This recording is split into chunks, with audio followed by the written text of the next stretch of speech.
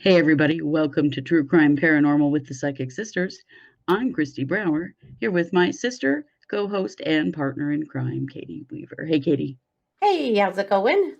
Well, it is going. How are you? I'm good. I'm good. We camped all weekend. We did. If we We had look a like we lot of got some fun. sun, that's because we did. We did. It was very sunny. It was beautiful. It's It was. on Memorial Weekend here in Idaho. It's either going to be sunny and beautiful or snowing. Yes. And There's really maybe no in both. between. But we Or actually had sun the whole pouring time. rain. Mhm. Pouring rain. Yeah. With gale force winds. Yes, but we had Yes. none of that, actually. We just had No, beautiful, beautiful weather all weekend long. we did. Yeah. And today is my 24th wedding anniversary. Yes, happy anniversary. Thank you very much. That is so Yeah. exciting. So we're not celebrating it today because we just got home from camping and well we're dead tired. So we'll Yeah. go out to dinner tomorrow night. But There you go. There you go. exciting stuff. It is. And this show, so we've had some requests to do kind of a synopsis of the Daybell Vallow case. Yeah. We talk about it all the time. We have something like 50 episodes in the playlist. This is initially about the missing children, Tylee Ryan and JJ Vallow. Mhm. And then it got way bigger than that. But we thought we would kind of go through a timeline of that case, but also share with you how we first became aware of it because it is local to us. That's why Mhm. we've covered it so heavily. Mhm. And so back in end of November of Mhm. 2019, there were a couple of missing children reported in our local news. Yeah. And this was Tylee Ryan and JJ Vallow. Yeah.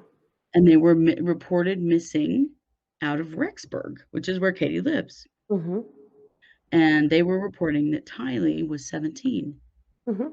And at the Well, time, my daughter was 17. right. Mhm. So we And had this so conversation like, do your kids know this girl? yeah. Now we know now that Tylee actually died when she was 16, to be fair. Right. But she had turned 17 shortly after, would have turned 17 shortly after she died. But yeah, so we hit up all my kids. Hey, do you know this girl? And they were all like, no. No, Mars has always said she looks familiar. She looks Yeah. familiar. And Mars's best friend works at a coffee hut just down the road from where they lived. And she's always said Right. that too. I really, really think I've served her coffee or, a drink before. She looks very familiar. So some people had seen her a little around town, but none of the teenagers knew her at all. No, no. And now it seems strange to us because Rexburg is a small town. There's only one high Hmm. school. Oh, yeah. So a lot of information started rolling out about these children. First of all, that their mother is Lori Vallow. Hmm. At the time, we didn't have any idea who that was. Yeah. You guys, this was actually before we started True Crime Paranormal. Yeah. And honestly, probably one of the reasons that we did. Hmm. We felt really, Katie and you and I both have been very interested in true crime forever. Oh, yeah. We always are messaging back and forth with our other sister Kara about, did you see this? What's going on Hmm. here? What do you guys think happened? That kind of thing. And this really caught Well, us because it's two yeah. missing kids. And you guys, that is rare here. Hmm. Other than, oh, they Hmm. were gone overnight and found. Or a non-custodial parent took off Yeah, with them. I mean, that's something we see around here every once in a while, but like right. straight up true missing children? No. And That's not a thing here. Yeah. no, and this drug on into December. We were watching for updates like, what the hell is going on with these kids? Mhm. Local community members in the news were like, why don't the police know where these children are? This is not okay. Mhm. We start going on weeks that they're Yeah. reported at the time. I mean, so much that there was a Didn't lot I know. think that you and I knew that we did not say. There was. Yeah. Yeah. We figured very early on that these children were dead. Mhm. And we have talked about on here that in active cases, when people are missing, we do not read those kinds of things publicly Yeah. because it's not right. There are family members impacted by the things that we say, and Mhm. we have ethics. And, you know, some people might think that's weird as psychics, but we do. Mhm. And we from very early on went, oh, Mhm. we don't feel these kids. They're dead. Now, But in missing persons cases, when families hire us to work with them, of course we right. do that. But big public statements, this is not the right time for it. No. And, we're just not going to do it, you know. You know, and when But bodies are missing and there are no answers, all that does is just create more heartache. You mhm, know, and at the time, the police and the media are all trying to be really positive. Hey, we're gonna find these kids, they're gonna be okay, mhm. that kind of thing. Yeah. So then, And one then of of the course things we have Lori and Chad yeah, promising everyone they know. Well, yeah, either telling everyone they know that Lori's an empty nester that doesn't have any young children, right, or on the flip side, Chad later on telling everyone the kids are fine. They're right. fine. She just has to keep them under wraps right now and that kind of stuff. Like they were She's assuring protecting everyone. them. There was all this Yes. stuff about that they were being protected, Mhm. and we started to learn about the Preparing a People group, the Mhm. AVOW group. Mhm. So Preparing a People is they call themselves a media company, right? Yeah. And they do these they're kind of prepper type events. Uh-huh. Conferences. Kind of Yeah. prepper slash kind of new age, kind of Christian, kind of cooked up bunker stuff all like rolled into one yeah, Yeah. one big package. Right, and we start finding out that Chad Daybell, who lives in Salem, which is right outside of Rexburg, Mhm. right literally right down the road from our aunt and uncle and some cousins, Mhm. and, um, that he is big in this stuff, and he's in this what we kind of have, just coined the term prepper Mormons, and so, Mhm. we live in a very Mormon community, obviously, we talk about this a lot, and that he was, a Mormon and a part of this group that they're involved with this prepper group, so they're sort of, preparing for the apocalypse kind of group. It's Yeah. mixing in Mormonism and some new agey stuff and, like, it's all getting all mixed up together. Yeah. So we start learning about Chad, and then we start learning about Lori, and we find out that Lori actually had only lived in Rexburg a very short time, Yeah. and that the kids had only lived in Rexburg a very short time, and that Tylee Mhm. had supposedly already completed high school online, Mhm. why the kids didn't know her, Yeah. but the JJ did go to a local elementary school briefly. Mhm. Yeah, for about 20 days. Yeah. Yeah. So these things kind of all start coming out, and we're like, "Oh my gosh," and we're starting to identify and recognize that there are a bunch of people in our community that believe these same things, Mhm. are kind of involved in this same group of people, Mhm. who Yep. immediately start, initially really start defending Chad in particular. Mhm. We start seeing a lot of public defense of him, because Oh, there are questions about, yeah. did he Rabidly. do something to these kids? Well, Mhm. yeah, Rabidly defending Chad, in every capacity possible, yeah, online and in person and at church, and just absolutely insisting that Chad would never do any of the things that he's been accused of. And in the midst of all of this happening, Chad's wife dies. Chad's wife of 49 years, we learn she has died as no, well. 20 years. She was 49 when she died. Or right, sorry, 20, yes. That would be weird math. That'd be weird now. Yeah, Uh, we learned that right around the time of all of these other things taking place, his wife Tammy died.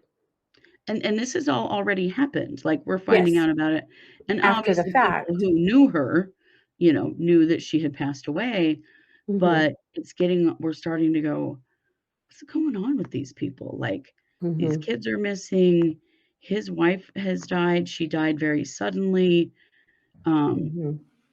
And then start within just hearing a couple of weeks, Chad and Lori were married, and that yeah, really struck people hard.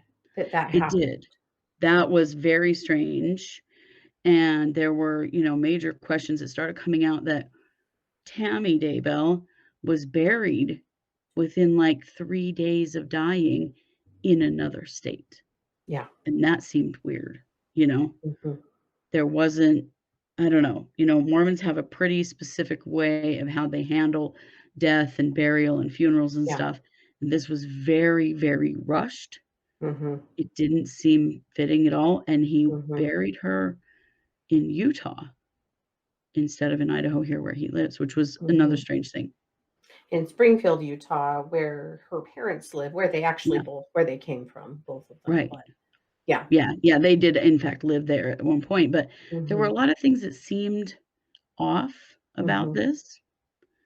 So then we find out that the FBI is involved Yes.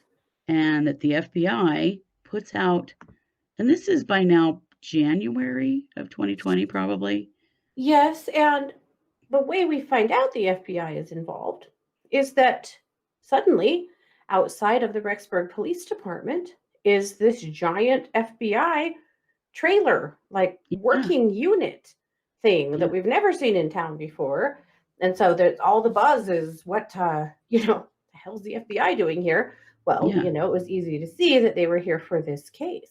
Yeah. yeah, and they put out a call Hmm. because they wanna know, was anybody in the area in Yellowstone Park the weekend of September 8th, 2019? Hmm. And if so, do they have any were they at Old Faithful in particular?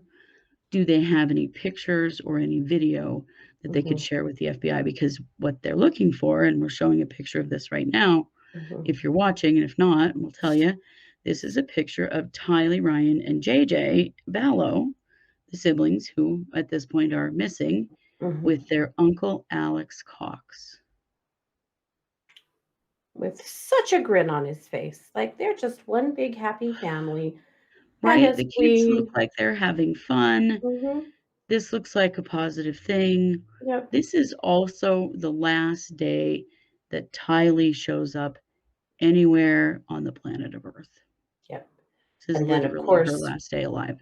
yeah, we learn later about all of the cell phone pings that help convince, the prosecutor that it was the very next morning, or maybe in the middle of the night, that Alex, Lori, and Chad played parts in murdering Tylee, dismembering her body, burning it, and burying it in Chad's yard. Right, I just right. think this photo is particularly chilling and sad to Oh, it think. is. Well, and then JJ only lived about 10 more days Yeah. and met a similar fate, unfortunately. Yeah. So this was very interesting. This came up when, it's not like the FBI gets involved in cases in our area very much. No. And I was reading something online, on Reddit about this case and about how it's weird how even though we have a lot of small communities around here, we sort of all feel like we're one Mhm. big community, and we do. Mhm. So, I live in Idaho Falls, Idaho, which is probably the 5th largest city in the state, and Mhm. you're gonna laugh when I say that there's about 60,000 people living here Mhm. in city limits. Mhm. But then from here north, we are the biggest city, we are the hub anywhere all the way to the Montana state line, the Mhm. Wyoming state line, and even across into Montana and Wyoming. Many people come here, Yeah. either to Idaho Falls or to Rexburg, where Katie lives, Mhm. because we have things like Walmart and big grocery stores Mhm. and, Shopping, healthcare. Yeah. yeah, doctors, hospitals. You know, Rexburg is the only hospital all the way to Yellowstone Park Yeah. on the west entrance, and so Yeah. we do feel like one big community. Even though this is Mhm. happening in Rexburg, it feels like it's happening to all of us because we are very Mhm. connected. It feels especially like that for us because you live there, we Mhm. grew up there, that's like our Mhm. town, and Yes. so suddenly we have missing children, Mhm. what we know to be, from a psychic standpoint, dead children, Yeah. just not something that happens. No. So No. then oh, go ahead. Oh, I was gonna say, we had a special serendipitous in with the press with the early days of this case Yes, we did. because my daughter was the editor of her school paper. And so she had a press pass. And Yeah. so I was able to write on that press pass as the adult, with her to various things. And we were able to attend things like press conferences with the Woodcocks after Lori was ordered to produce the kids and didn't. And Mhm. we were able to be at the jail when Lori was extradited from Hawaii and brought in. And we were able to be at the press site when they announced that they had found bodies. Right. About a mile from Chad's house is where they set up the press staging area, and we were there. We were able to get a video, of the sheriff announcing. At that time, they only said they had found remains. They didn't say there were two bodies, but we actually, had a front row seat to all of that because of Mars's press pass. Yes, But, that was we got very really handy. lucky that way because we were able to get some inside looks and coverage that we wouldn't have had otherwise. But Right, super important because, as you mhm, mentioned, so at this point, the police here have had enough of all of this crap. They've been lied to by mhm, Chad, they've been lied to by Lori, they've been lied to by a lot of other people we're gonna get to. mhm, At this point, Chad and Lori are in Hawaii. They have basically fled and are in Hawaii. mhm, They were supposedly missing for a while, but what we hear is that the police actually knew where they were the whole time. mhm, So a judge here in Madison County says, you have to produce your children. You have to be here. Well, it was right at the end of January, wasn't it? Like the mhm. 25th or something like Yeah. that. So local police go to Hawaii. Mhm, They track down Chad and Lori, and we had local mhm, press there as well. And they tell her, you've got 5 days. We're serving you, and you've got 5 days to be back in Madison County, either at the Department of Health and Welfare or the police department with your children physically present mhm, to prove to us that they're okay. mhm, So then, of course, our community is on absolute pins and needles. Is she going to show mhm. up? Are these kids okay? Right. And And that's as we're when waiting, oh, go ahead.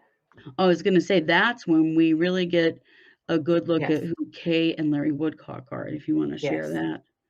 So Kay and Larry are the grandparents of JJ. JJ was adopted by Charles Vallow, Lori's fourth husband, and Mhm. Lori. JJ was the grandson of Kay and Larry. Their son had a baby that they were going to need to put into a permanent home situation. And Lori and Charles had stepped up to the plate and adopted JJ. JJ was autistic and had some behavior stuff, though we really felt like that's been played up a lot by Yes. Lori, to make it seem like he was just extremely difficult. And it's hard to know that that's really true. Yeah. It's certainly not Um, what his schools have reported. no, it's not at all. But at any rate,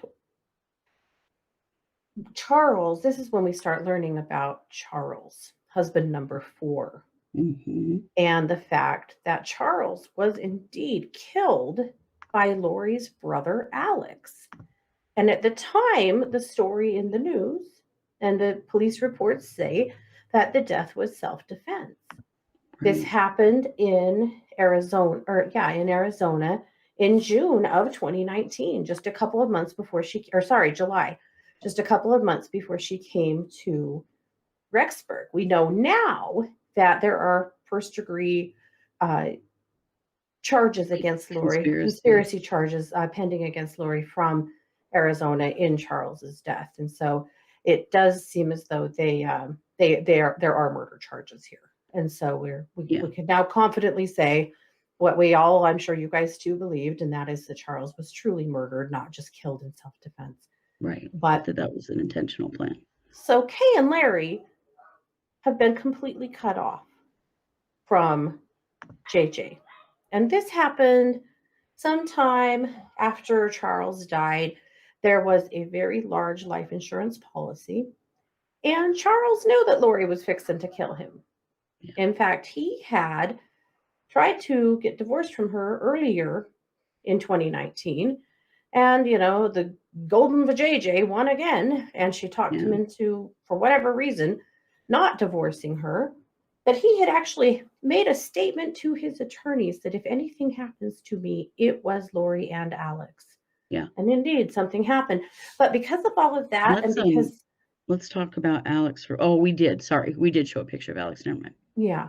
So because of all of that,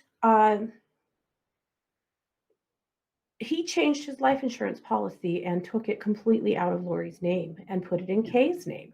He had 2 adult sons and JJ. And he wanted to make sure they were taken care of if anything happened to him. Lori had been super weird. She had done some really crappy things to him. She'd stolen like $35,000 from his business account. Things were not good, and he wasn't trusting her. He had a court order for her to have a psych eval that she shimmied her way out of with the help of the Chandler police. And so, this is when we start learning all of this. Yeah. This is when we start learning all of this and going, what the hell? But anyway, she was so angry that she didn't get that life insurance that she'd pretty much cut Kay off. And Kay and JJ used to talk. They'd FaceTime almost every day. And sometime around the end of August, that was their last conversation. And Lori quit answering the phone, and JJ quit being able to talk to her. And it was done, and she knew something was wrong. She was frantic trying to find them. They moved. She didn't know where they went.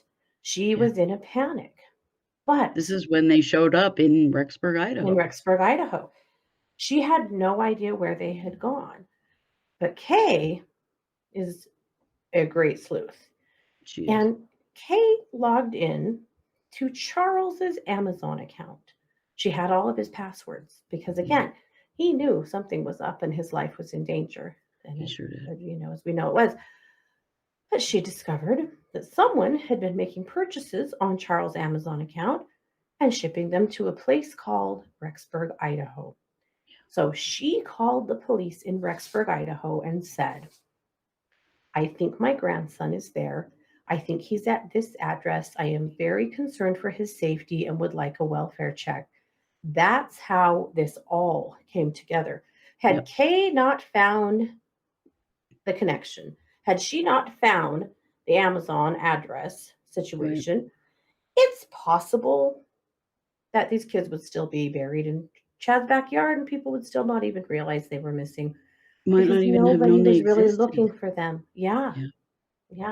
All props to Kay for her persistence. Absolutely. Yeah. So the Woodcocks end up in town. They come to Rexburg because they're frantically looking for their grandson. And behind the scenes, there is an order that has been put together by Health and Welfare, an emergency custody order that they were to be awarded temporary emergency custody of JJ as soon as Lori turned him over, because the police were agreeing. So they were smelling a big rat named Lori. And so, of course, the date comes and goes. Right. And guess who completely ignores it and doesn't turn over the kids? Yeah, nothing happens. We were at a press conference. I was going to say, we were crawling with press that day, weren't we? This whole area was like... Oh, yeah. Everyone was on pins and needles. We were at a press conference that evening that was supposed to be with Kay and Larry. And poor Larry, his blood pressure was so high and he was so ill by the end of that day that he had to go back to the hotel and lay down.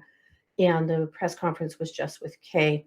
And Kay, handled herself beautifully and just, is just persistently saying something has to give. Like, the authorities have to keep pushing. There's something not right here. And the judge said, okay, well, now I'm issuing a warrant for your arrest, Lori, because you're not doing what we're saying. And there's something wrong here, because where are those kids and who's taking care of them? Right. So that's when they issue an arrest warrant for her and serve it to her in Hawaii. She's arrested in Hawaii. And they want to extradite her back to Rexburg. So she actually tried to fight extradition, she threatened to, which is so silly, because the only time you have any grounds to fight extradition is if the police can't prove that you are who they think they are. Well, and there was some weird stuff that went on with that because she and Chad were married in Hawaii in November of Mhm. 2019. But there Yeah. were questions about if they were actually legally married or not, Mhm. and she kept jumping back and forth between going by Lori Vallow and Lori Daybell, Mhm. and only very recently has that actually been resolved. Mhm. What is her name? And Right. so they tried to pull some shenanigans around that just based on that fact. Yeah. And But you as you might can notice, see yeah, Yeah, you say it. you may notice that we listed all of her last names because Lori's been married 5 times. Well, we should add her maiden name to that too. Well, yeah. So her name is Lori Cox Yanes Lagoya Ryan Vallow Daybell. Yeah. Yeah. So she's been able to go by a lot of different names in her lifetime. Mm-hmm. Yep. And disrupt a lot of different families in her lifetime. Oh Yeah. my gosh. So they issued a $1 million bail or bond Mm-hmm. in Hawaii, the judge did. Mm-hmm. And everyone freaked out because at this point she's charged with child abandonment, child endangerment, lying to the And police. lying to the police. Yeah. So it's pretty minor charges. But everybody knows what we're really dealing with at this point. You know, I feel like everybody did in the legal system. They're like, this woman killed her kids and she's lying about it, and we have to make sure we can hold her. Mm-hmm. So they extradite her here, and Mm-hmm. you had a very Yeah. unsatisfying experience trying to see her arrive at the Yeah. Madison County Jail, right? We did. They did quite a bit of misdirects. People thought that they would be flying into Idaho Falls to the big airline there, and then bringing her by police transport here. Mhm. And they didn't. They flew her into the Rexburg airport. So they flew her from Which is just a tiny little Hawaii. Right. They flew from Hawaii to, I think, Los Angeles to Boise to the Rexburg Municipal Airport, which was not what almost any of the press expected, except for East Idaho News, because they've always had an inside, they've had heads up all the way. inside mole. But when they brought her in, they actually brought one vehicle in through the doors where they normally bring in suspects. All of the press was there. They were taking pictures of that vehicle. I was a part of that. And she wasn't in that vehicle. She was actually brought in through a different door at the same time. And that was very frustrating to the press. They felt like they'd been lied to. And then after they brought her in, a spokesman for the police department came out to talk to us. And and he was asked point blank, was Lori in that vehicle? And he said, yes. He He did. He lied to our lied to the faces. press, Yeah. which a lot Yeah, of which people is were pissed off about. really not cool. The press was furious about it. But at any rate, at that point, Lori was in custody and was due to be arraigned in Madison County. Yeah. So she was arraigned in Madison County, and the judge here um, originally doubled the bond, didn't he? It started out at 2 million. At some point we got Did to it? 2 million, No, and I then they think dropped it back down to 1 maybe so. when they Yeah. asked for relief. Yeah, it was you guys, it's like the biggest bond that's ever happened here ever. And of course her her her attorneys, oh gosh, Hmm. freaked out about that. At one point they tried to get it reduced. I think they did get it down to 1 million. Hmm. Um, but nary a bail bondsman would come within 10 feet of her They around here. tried. Yeah. They tried. She tried all kinds of things. And bail bondsmen would come in and sit with her and say, we will bond you out if you will tell us where the kids are. Yeah. But she couldn't do that. Here's the thing on $1 million bail. The fee to the bail bondsman is anywhere from 10 to 15%. And that's not money you get back. That's just the payment Right. for them putting up this kind of money. So they were looking at needing $100,000 to $150,000 just to bond her out. Yeah. And Chad couldn't come up with it. He tried and tried. He tried to borrow it. He tried to get people from his little community all rallied up to save Lori from this illegal thing that was happening to her. And he At tried this to point, sell. his supporters were starting to wane. They were starting to go, maybe we want nothing to do with this. One of the things they tried to do was sell a portion of the proceeds from the movies and books that were going to come from this, that they thought that they'd have royalties to the bail bondsmen, promising it would be a whole lot more than that $150,000. And if they had just bailed Lori out right now, well, by God, they'd get a portion of the Lifetime movie. Now, of course, nobody fell for that because Lori and Chad can't make proceeds off of this. No, Their they can't. families can, Sadly, but they that can't. Lifetime movie is coming out at the end of June, but I know. yikes. Yeah, so nobody wanted anything to do with this at this point. Nobody wanted to help them. No. Everybody in the community was like, she needs to stay her ass right there Mm-hmm. in that jail, which is in fact where she has been now for more than a year. Yeah. Yeah. So that's kind of where this all started for us. Yeah. And right about the time she was extradited to Madison County is when we kind of went, I think we're going to do a true crime podcast. Yes. And actually, I'd had the idea and talked to Katie about, doing true crime paranormal and doing some psychic stuff and some paranormal stuff and some true crime. But we were watching this insane case play out. And one of the reasons we really wanted to talk about it is because these folks are Mormons, okay? We're former Mormons. We know all about the culture in the church. We know all about the culture in this community. And there have been a lot of things going on in this case that can be confusing. And if you're looking from the outside in, none of this makes any sense. I mean, it still doesn't make any sense. No. But we've been able to explain a lot Yeah. and give perspective on a lot of things. Definitely. And they are not traditional Mormons by any sense. No, but they're not. There's quite a bit of lingo and scripture and reference and innuendo and culture that all ties back to the Mormon church. And we felt like we could help in that regard. And we feel like we have done that in helping to explain things that confounded a lot of you guys. I'm going to back up really fast because I ran and looked. I wanted to be sure. It was a $5 million bond in Hawaii that was reduced to $1 million here. You were right. I knew it came in higher. That's right. Thank you for that. Yeah. Which was just unfreaking heard of, you guys. Unheard of here. Yes. So when Lori was arraigned, she had 3 attorneys, and they were all from the Boise area, which is like 5 hours away from here. Yeah. So that was surprising. But her attorneys were 2 criminal law attorneys. I should have looked up. Oh, Edwina was her name, and her partner. And she was supposed to be like, they called her on their website a pit bull in heels.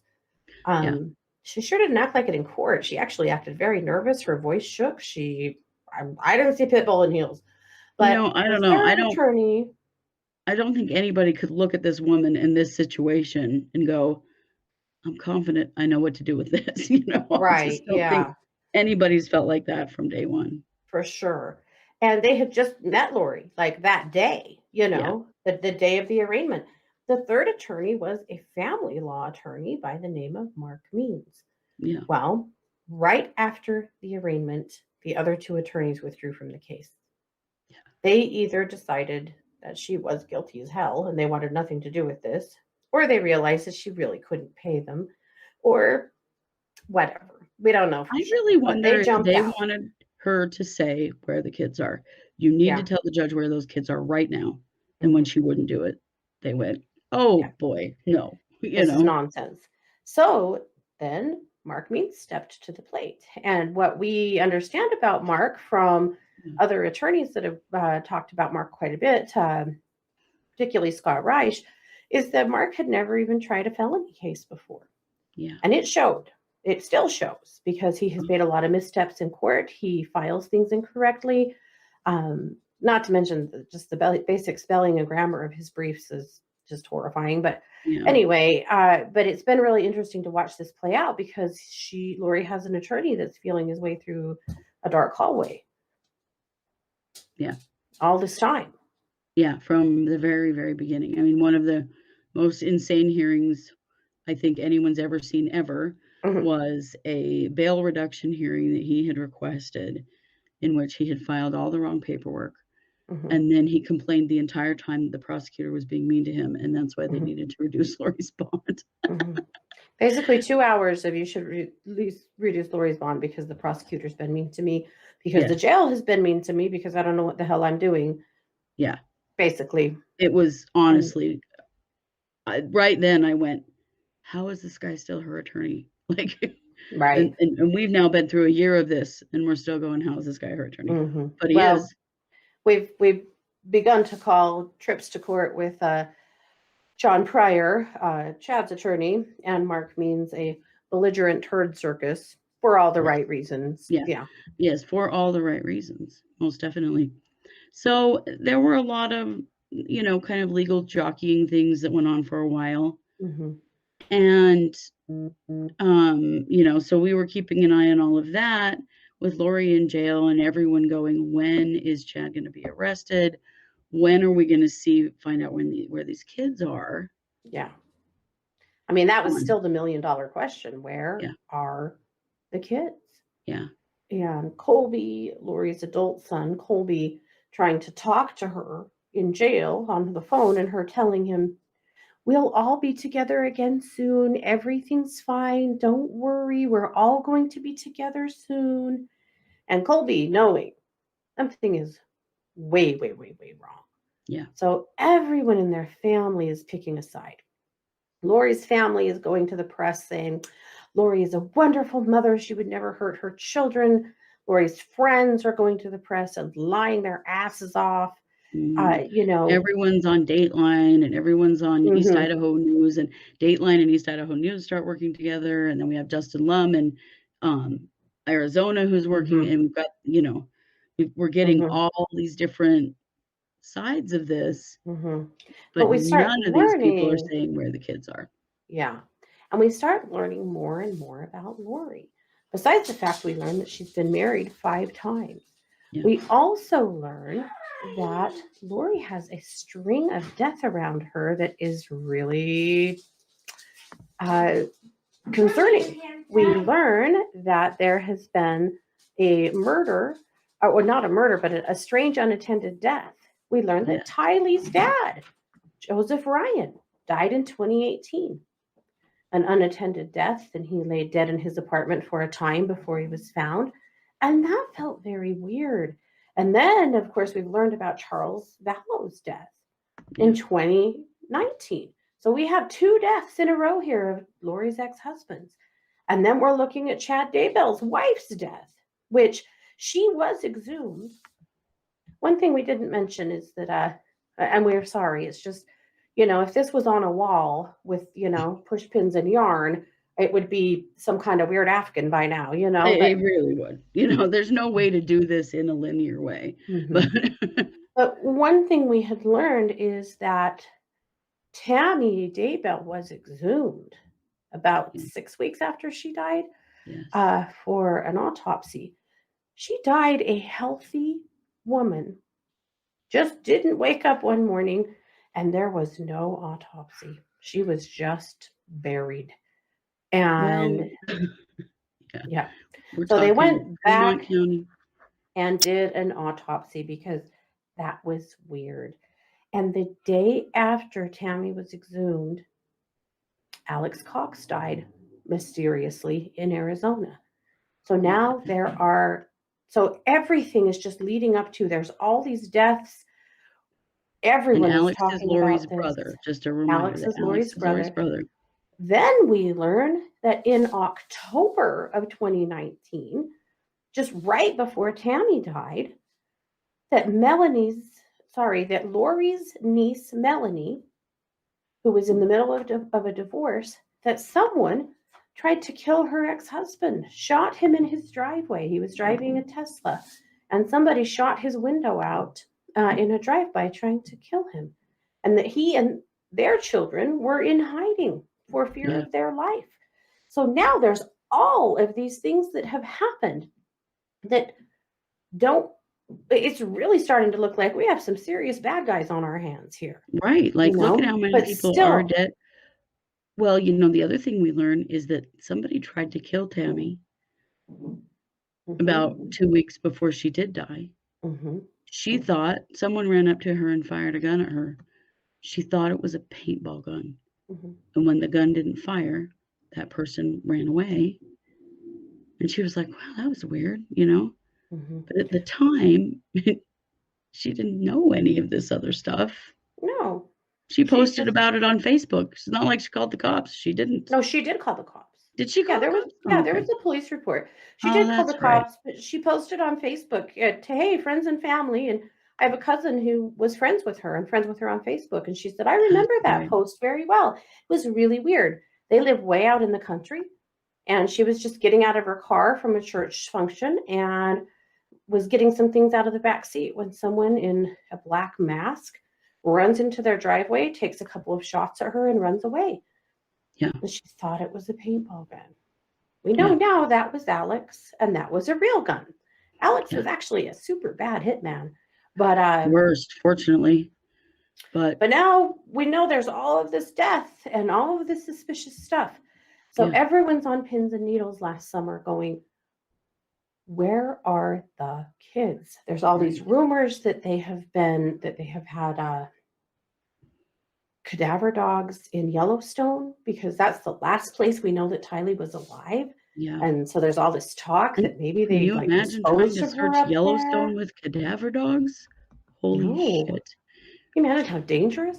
They were Anyway, waiting till the snow melted so they could get out there, which is the absolute most dangerous time to be there because that's when all the bears wake up. yeah. Like, it And all the was grizzly bears insane. start coming out hungry. Yeah. And so we were hearing all of these things that this is all happening. And then just out of the blue, on June 9th, there is a flurry of activity, and we find out that there's about to be a press conference. And Mars and I throw on our shoes and we drive to that site as fast as we can, and we get in on that. And that's when they finally do announce we have dug up Chad's property and remains have been found. Yeah. And then we also learn at that time that they finally did take Chad into custody. Yeah. And they took him into Fremont County. So Chad lives in Salem, which is, he's in Fremont County on the edge of Madison County. So it ended up putting Chad and Lori in different jails in different counties. But he went in, he immediately got $1 million bond too, and has been sitting his ass in that jail ever since. Yep. Yep. And of course, then we learn that there are indeed two bodies. Yes. And then we learn that they are the children. And we learn that the condition of the bodies is really troubling. We learned that they appear to have died at different times, which no one knew that for sure until then. But it was kind of new because of their electronic footprints that they were, they died about 10 days apart, we think. Yeah. We learned that Tylee's body was mutilated, and, that she was dismembered and burned in basically a big makeshift fire pit in Chad's backyard, kind of buried in various places. And I know that's really horrific. I'm sorry for even saying it, but that's the way Tylee, was handled. So then there are charges, finally. There are conspiracy charges on the deaths of the children. They're not murder charges. They're conspiracy charges that have to do with the bodies, with the handling of the bodies and the concealing and destroying evidence. Concealment and destroying. Yeah. And so then, of course, then there's pre-trial for Chad, which was very enlightening. And there were police officers and FBI agents and friends like Melanie Gibb, who are all called to the stand. So a preliminary is just giving the judge enough evidence for them to know that there is enough evidence to charge and try this person, And so we learned that Alex has the pings from his cell phone have him in the middle of the night, the last day that Tylee was seen, at Lori's apartment at like 2:00 in the morning. and then back at his place at 5. And then we have him at Chad's house about 9. All the while that there's some really weird text messages that Chad has sent his wife, Tammy, that day, who was at work. She was his librarian at an elementary school. Yeah. And the pings have Alex in very specific places on Chad's property. And that's how the FBI knew where to dig to find the children's To find bodies. the bodies. Yeah. It is astonishing. And we also learn that when it's all said and done, Chad swings by a local taco joint for lunch, or not Chad, Alex, on his way home, which is so gross that I can't ever eat there ever again. But Yeah. anyway, We won't say the it's name not because we their don't fault. want to hurt them. Yeah. But no, Yeah. yes, it is horrifying. Yeah. So this happens. So, they do pretrial. So then Mark Means comes back and says, we don't need a pretrial. We're going to waive our right to that because why have one, Yeah.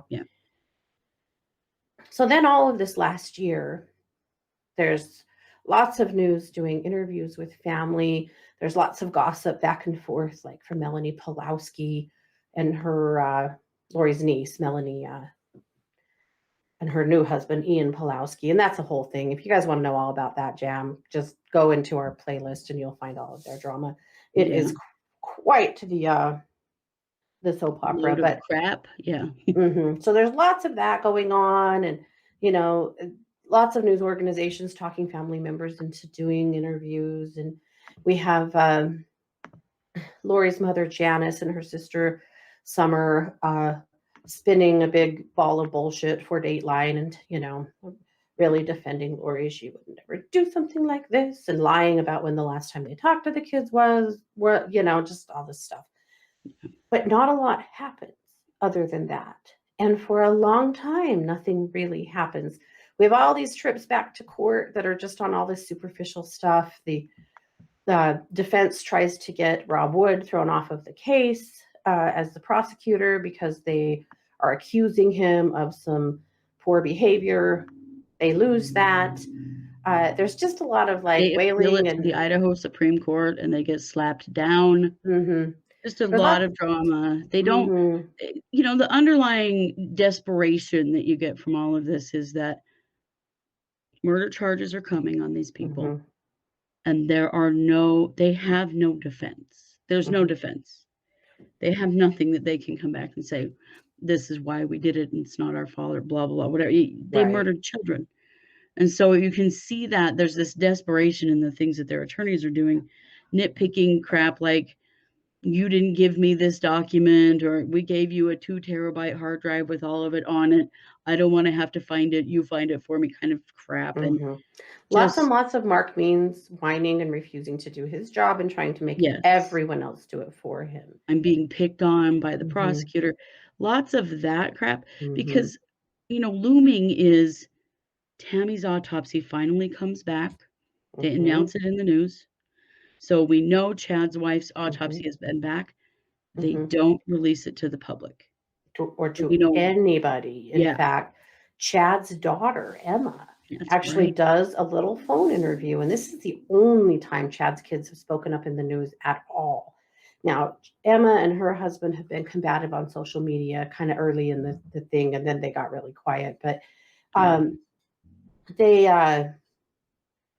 she actually did a little bit with Court TV and told them, we just want to see our mother's autopsy. Like, we didn't even know she was exhumed till it was already done. And that was very upsetting.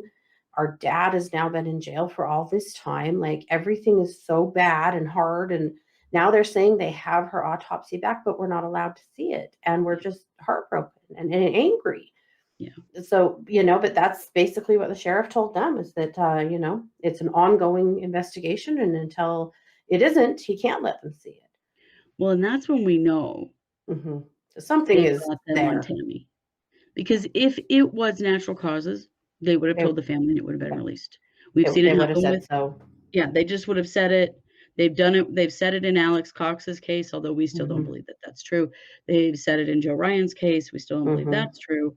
But if they didn't find anything, they would have said. Yeah. So we know this is all looming over them. It's coming. And you have to understand that there were a lot of blunders at the beginning of this case with particularly Fremont County. Fremont County it's a very large county with a very small population and a very small Mhm. police force. And the coroner is just a person that's hired to work for $10 an hour to be a coroner. Like they're not a doctor. Right. So No. they took Chad's word that that Tammy just died in her sleep and that she'd been Mhm. coughing and wasn't feeling well. Mhm. These were the kinds of mistakes that had happened. So a lot of stuff Mhm. happened where the state attorney general's office jumped in. They appointed Rob Wood as the special prosecutor over this case. Mhm. And some things happened. The FBI came in, like our local law enforcement needed help Yeah. because we've never had anything like this before, ever. No. And not, so many of them were like, this is way out of our league. Mhm. So a lot of stuff has happened, and there's been a lot of criticism that they've been slow to charge Chad and Lori, but Chad and Lori have been sitting their butts in jail, man. They had a Mhm. lot of time. And so what finally happened was it last week? Well, it Mhm. was 2 weeks ago Yeah. that they convened a grand jury, a secret Mhm. grand jury, and they brought in all these people, lots of the Mhm. players that we know and have already talked about, and then some others Mhm. too, A and had huge this witness list, like close to 30 people. yeah, Yeah.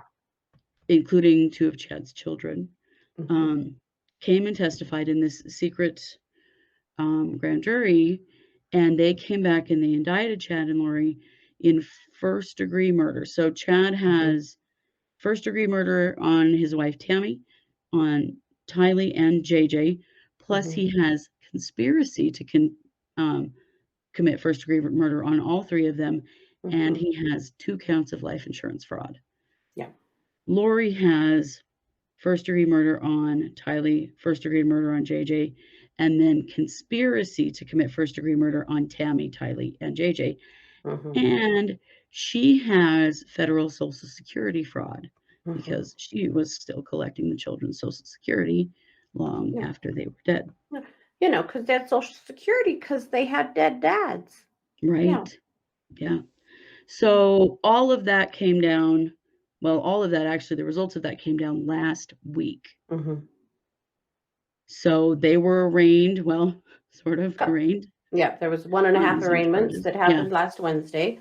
Chad's arraignment Charles, was pretty normal, you yeah. know.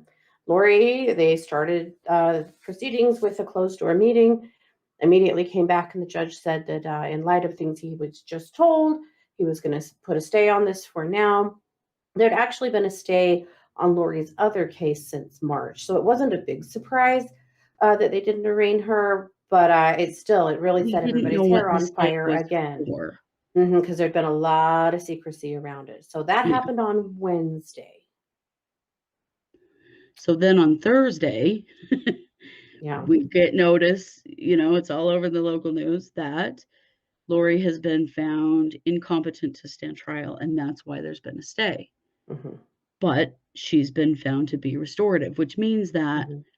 she can, like, go into the state hospital for a while, get some meds, talk to some counselors, get some help, and Mhm. then come back out and be tried. She will Mhm. not Idaho does not have an insanity plea. We Mm-mm. just have competency, and then when someone is deemed incompetent but restorative, it means they can get their mental health under control, and then they can be charged and tried. Yeah. So, we're Uh, just standing on that right now. yeah. And we know that's been really upsetting. A lot of you guys have been really worried about it. She's not getting off on anything. It's No. just going to slow her case Yeah. a little bit. So we'll see. And then, of course, the other thing that happened on Thursday is that the police in Arizona announced that they have now put forth the recommendation for charges in first degree conspiracy charges in the murder of Charles Vallow. Yeah. So on Lori. So all of that happened on the same day. Now, will they pursue those? They might not because there's already so much piled up here in Idaho. But it's still some good vindication for his family that yes, he was murdered by Yeah. Lori and by Alex. Yeah. Yes, as has been suspected all along. There are 2 people we haven't talked about very much that I think we should, Mhm. because they're pretty key, and that one of them is Zulema Pastenis. Yes. So Zulema Pastenis was married very briefly to Alex Cox, Lori's brother. Very And she was briefly, a like good a friend of month. Lori's. A Yes. good friend of Lori's, involved in all of this prepper stuff. One of the things we haven't said that you have to understand is that Chad has written a whole bunch of books. I think Amazon has pulled them down now. I really hope so. But there are a lot of this apocalyptic Mormon prepper kinds of things, right? And so he was a podcaster and a speaker at all of these events, and people were big fans of his books, right? Zulema Pastenis being one of those people, and also a good friend of Lori's. Also married very briefly to Alex Cox. As soon as Alex Cox died, Zulema Pastenis got an attorney. And we know because prosecutor Rob Wood has said that she has conditional immunity in some of these cases, in all of them, and some we don't know. No. But what that means is she has immunity for anything that she tells authorities. She does not have an immunity if someone else can prove something that she said or did that involves her. It's been really clear from the beginning that she knows a lot more than she's saying. But we hear very little from her because obviously her attorney is telling her to say nothing. But she was here to testify at the grand jury, and we are very curious still about what does she know, what was her involvement. Yeah. I took a quick peek. Chad's books are still active on Amazon.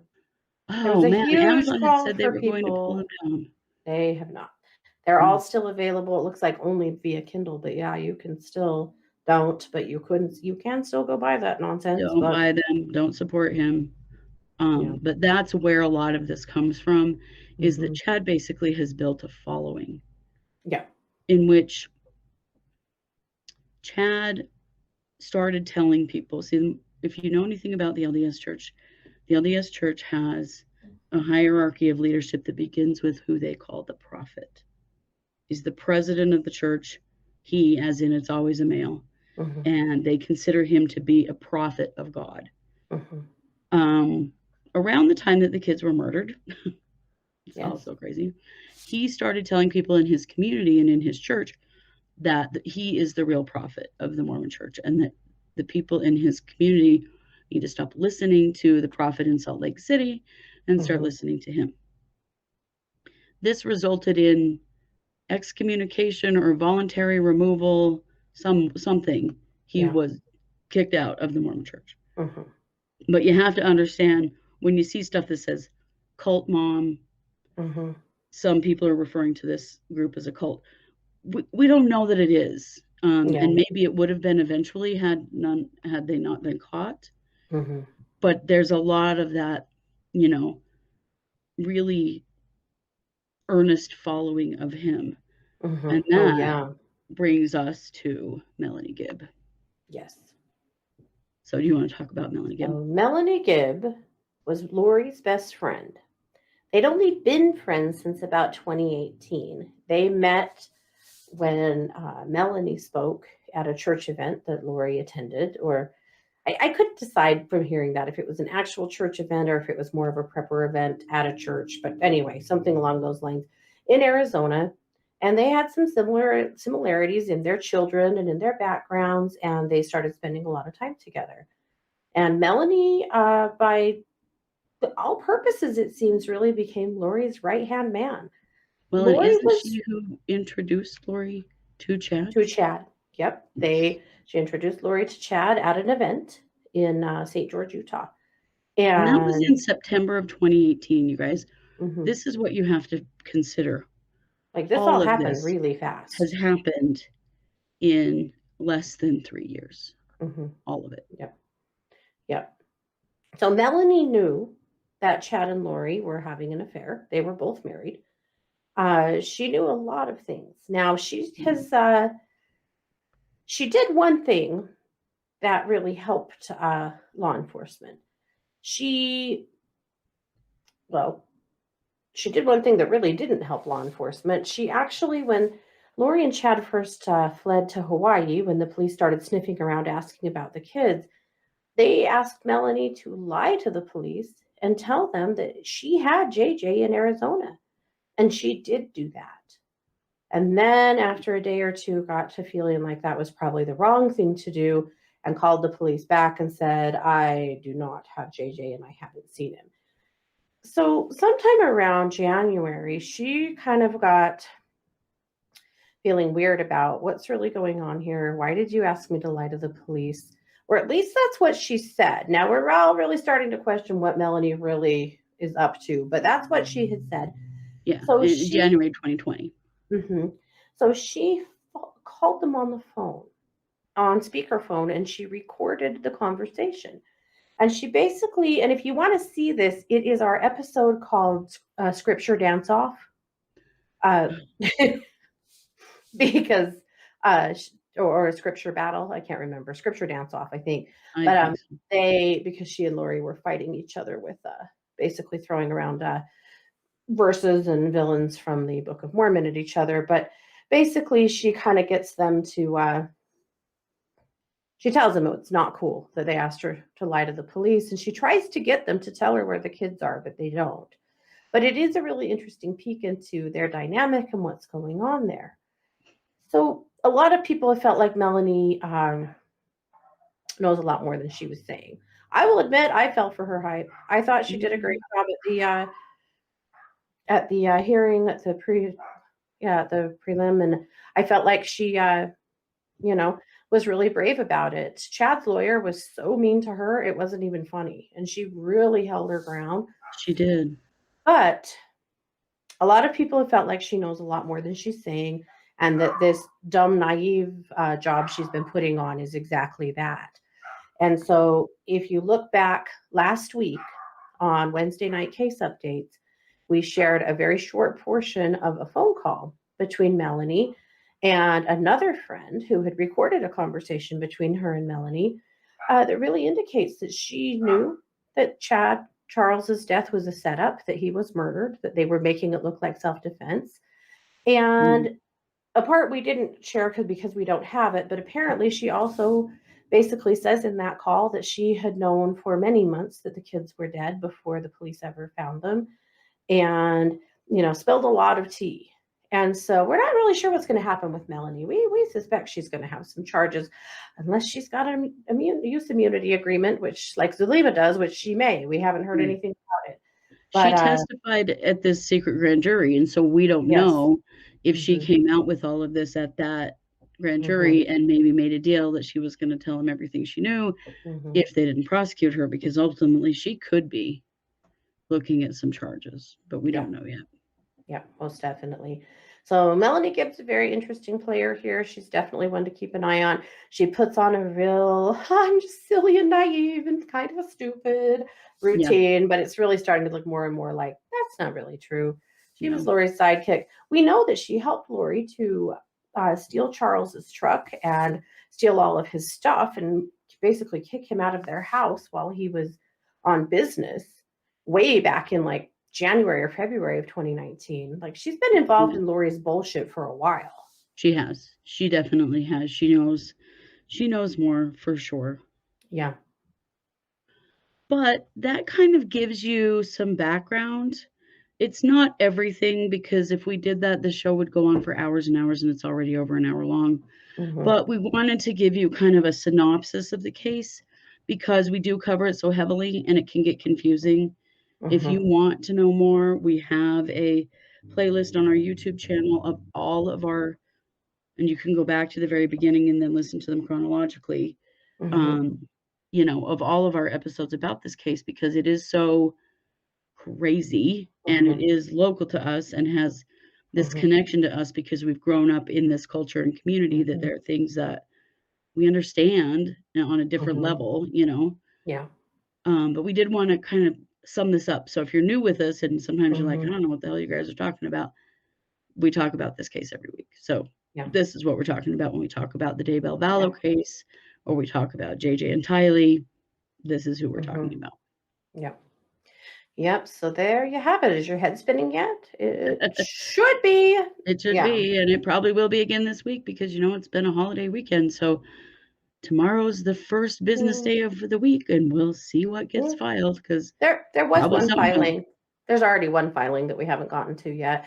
Mm. We'll be talking about that, but yep. Well, there you go. Because John Pryor thinks he can violate the First Amendment, and it turns out, no, John, you can't. Oh, yes. No, he cannot. Yep. Yeah, that's right. He got slapped. So that's good. Mm-hmm. Well, you guys, this is our Tuesday case. So we'll be back with our Wednesday case, and which is a really powerful and challenging MMIW case we want to share with you.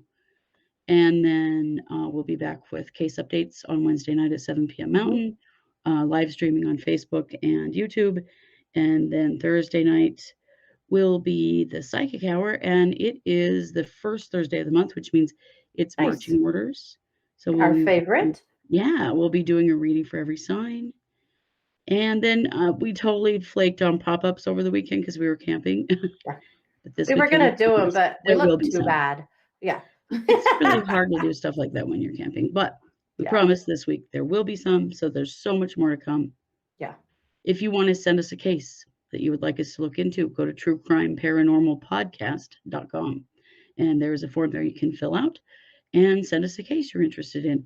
Try to send us unsolved cold cases. Those are the ones we like the best.